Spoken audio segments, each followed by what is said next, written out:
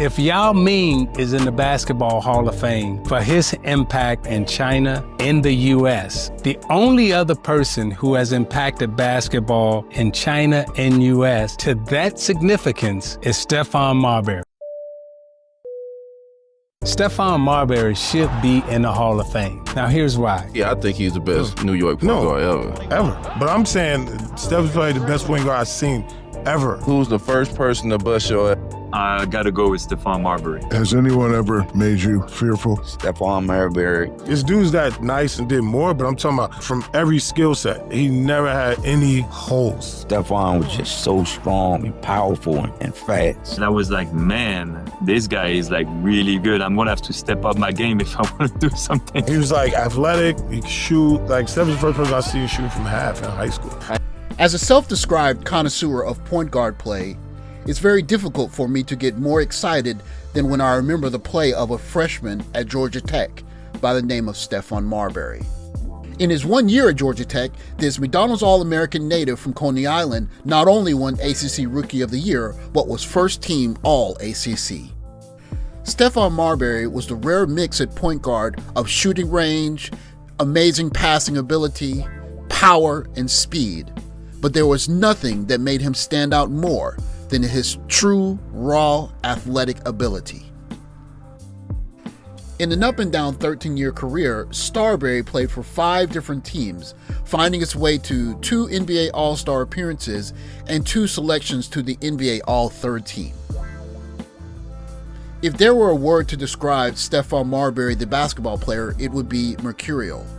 At a time when it was widely believed that point guards should be pass first and not be volume shooters, on some nights he would give you no-look passes and wow you with incredible feats of leading his team with his passing prowess and vision. But there were also times when he took 20, 25, 30 shots, and many people took umbrage with the fact that he, the guy with the ball in his hand, was leading the team in not only assists, but points as well. At the time, there were many that did not know which box to put Stephon Marbury in. Take him off the ball and make him a shooting guard, but that would take away his passing ability. Or give him the ball but tell him to pass more and shoot less, which took away his scoring ability. In the end, this rambling wreck from Georgia Tech shocked everyone when he walked away from the NBA and chose his own path.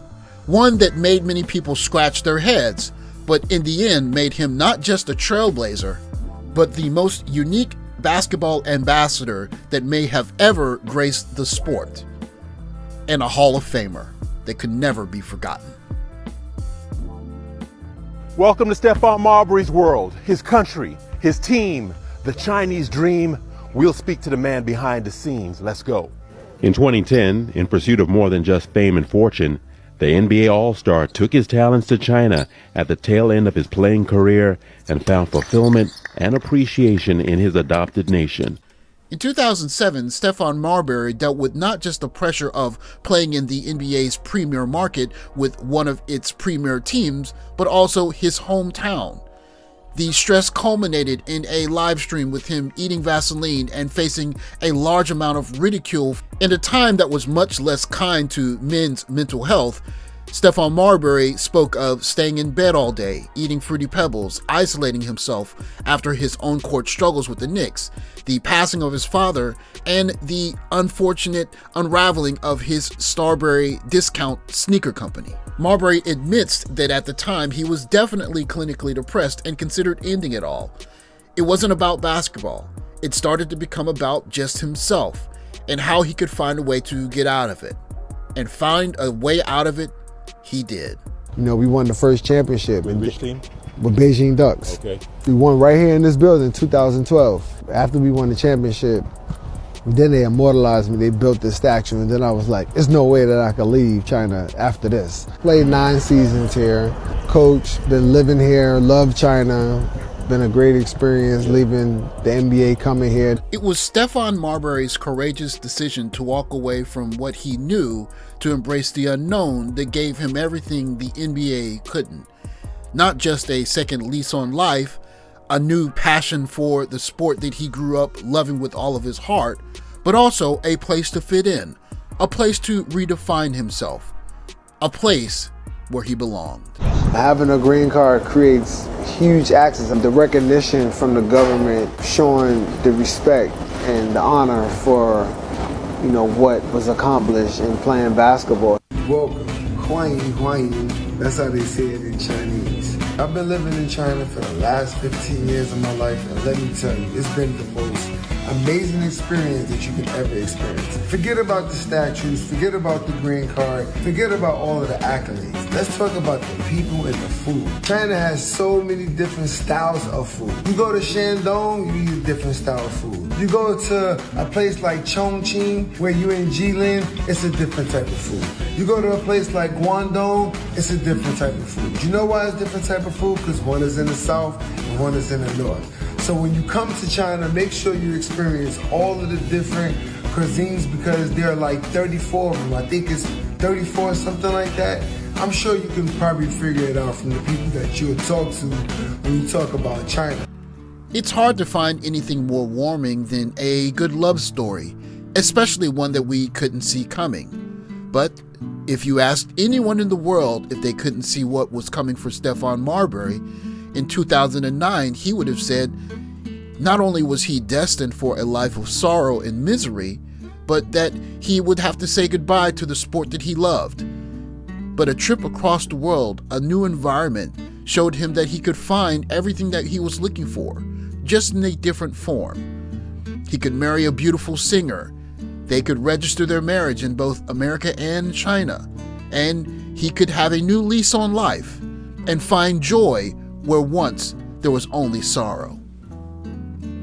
The story of Stephon Marbury tells us that even those of us that are blessed with great athletic ability or riches early in life can still find difficulty.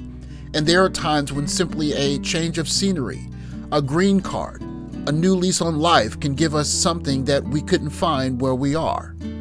And that is an open door for growing numbers of young men who are seeing doors close in their face to consider opening in the future. Stephon Marbury went from self-described as clinically depressed and considering ending it all to going to a second country and becoming a pop sensation, an icon, a movie star, a basketball champion.